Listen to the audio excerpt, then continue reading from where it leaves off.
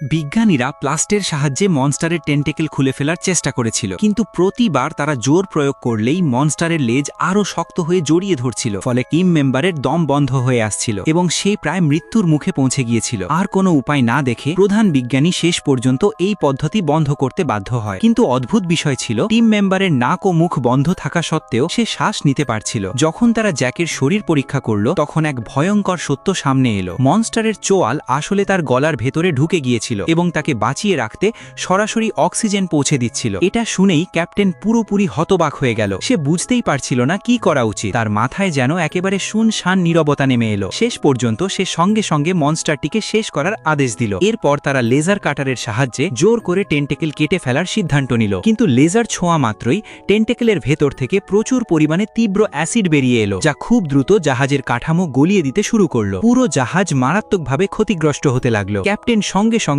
সবাইকে জাহাজ খালি করার নির্দেশ দিল, কিন্তু তারা তৃতীয় স্তরে পৌঁছানোর আগেই অনেক দেরি হয়ে গিয়েছিল। যদিও কিছু সময় পরে অ্যাসিডের প্রভাব থেমে যায়, কিন্তু তখন তারা বুঝতে পারে মনস্টারের রক্তের মাত্র এক ফোঁটাই পুরো জাহাজ ধ্বংস করার জন্য যথেষ্ট।